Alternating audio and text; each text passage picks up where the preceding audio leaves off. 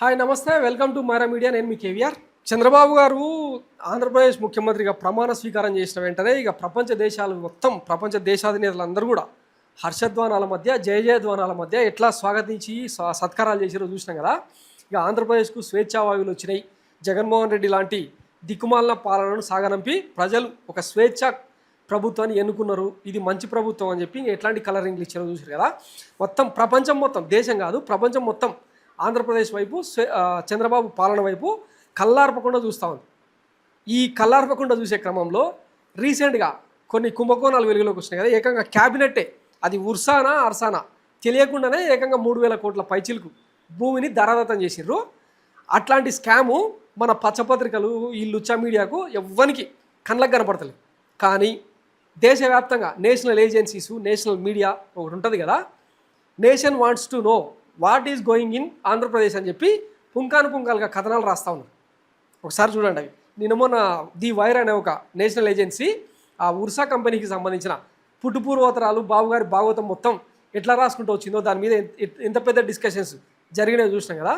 దాని తర్వాత big expose, former Andhra minister has flagged massive financial irregularity by NDA government of Andhra Pradesh. Funds are being raised through NCDs, increasing burden. Private entities are allowed access to RBI funds. Result, over 1.40 lakhs అంటే 1,40,000 కోట్లు అప్పు తీసుకొచ్చారు. Lack of transparency, ఎక్కడ కూడా పారదర్శకత లేదు. Financial crisis is knocking, what is going in Andhra Pradesh అని చెప్పి ఇట్లా ట్రోల్ చేస్తూ ఉన్నారన్నమాట కొంతమంది, అంటే నేషనల్కి సంబంధించిన వ్యక్తులు. ఎవడైనా ఎఫ్ఆర్బిఎం పరిధిని దాటి అప్పులు చేసుకుంటూ పోతారా? అసలు కేంద్ర ప్రభుత్వ సంస్థలైనా ఎట్లా అప్పులు ఇస్తున్నాయి?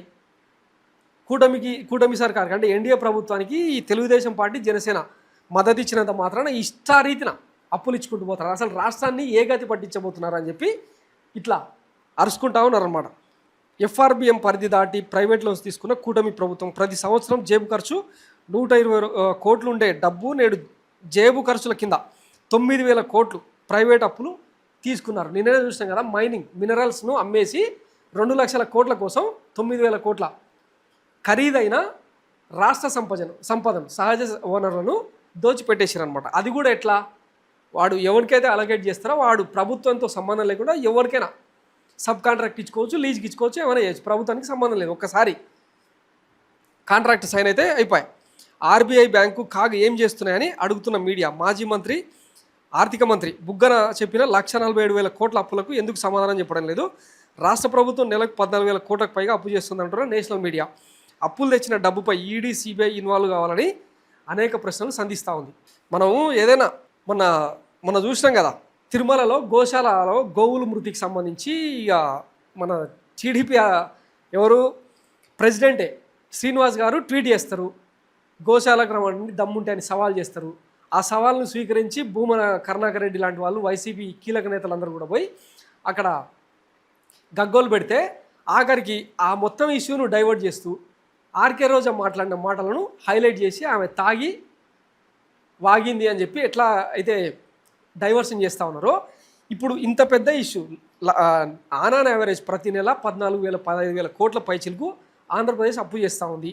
ఎఫ్ఆర్బిఎం పరిధి దాటి అప్పులు చేస్తూ ఉంది అని చెప్తే దీనికి సమాధానం చెప్పవు. అంటే రాష్ట్ర ఆర్థిక పరిస్థితికి సంబంధించి, స్టేట్ డెవలప్మెంట్కి సంబంధించి, రాష్ట్ర పురోగతికి సంబంధించి ప్రతిపక్ష నేతలు ఎవరైనా మాట్లాడితేనేమో వీటికి ప్రాపర్గా ఆన్సర్ చేసే వ్యవస్థ మన కూటమి ప్రభుత్వంలో లేదు. కానీ ప్రతిపక్ష నేతలు ఏదైనా ట్రోలింగ్కి సంబంధించిన కంటెంట్ ఉంటుందో దాన్ని పట్టుకొని ఎగురుతూ ఉంటారు అన్నమాట.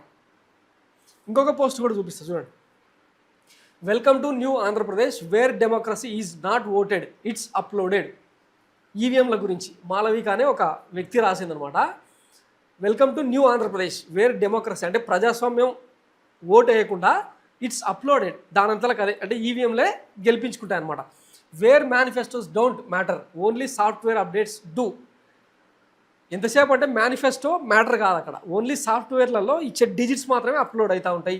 Wear farmer lands are grabbed in the name of development and criticism is silenced in the name of vision. అద్భుతమైన లైన్ చూడండి. ఎక్కడైతే అంటే రైతుల భూములు డెవలప్మెంట్ పేరుతో అప్పనంగా ఇష్టానుసారంగా ఎవరికి మన కైనోలకు కులపోలకు అప్పగిస్తే దాన్ని విజన్ అని చెప్పుకుంటా ఉన్నాం అనమాట. ఇవేవి కూడా మన పత్రికలకు కానీ మన తెలుగు మీడియా కానీ కళ్ళకు కనపడవు. దీన్ని మన అపరచానికుడి విజన్గా ప్రొజెక్ట్ చేస్తూ ఉంటాయి అన్నమాట. Where awards are bought like groceries and scams are celebrated like achievements. So ఇప్పుడు స్కోచ్ అవార్డులు అవి ఇవి ఇంకా చాలా ఇంటర్నేషనల్ అవార్డ్స్ తెచ్చుకుంటుంటారు కదా, అవన్నీ అంగట్లో దొరికే సరుకుల్లాగా గ్రాసరీ మాదిరిగా దొరుకుతూ ఉంటాయి. And scams are celebrated like achievements. జరుగుతున్న స్కామ్లేమో అచీవ్మెంట్ల మాదిరిగా. ఇప్పుడు మొన్న చూసాం కదా, టీసీఎస్కు అప్పనంగా 99 రూపాయలకి భూములు అప్పగిస్తున్నామో అది అచీవ్మెంట్ కింద, రాష్ట్ర అభివృద్ధి కోణంలో ఉపాధి అవకాశాల కోణంలో అచీవ్మెంట్ కింద చూపిస్తాం అనమాట. Where selling public assets is called privatization reform and looting resources is branded as smart governance. దీనికి కూడా బెస్ట్ ఎగ్జాంపుల్ ఇప్పుడు అమరావతి సిఆర్డీఏ పరిధిలో 2వ విడత భూములు ల్యాండ్ పూలింగ్ పేరుతో చేస్తూ ఉన్నారు కదా, ఇది ప్రైవేటైజేషన్ రీఫార్మ్. ఏంటది? Privatization reform.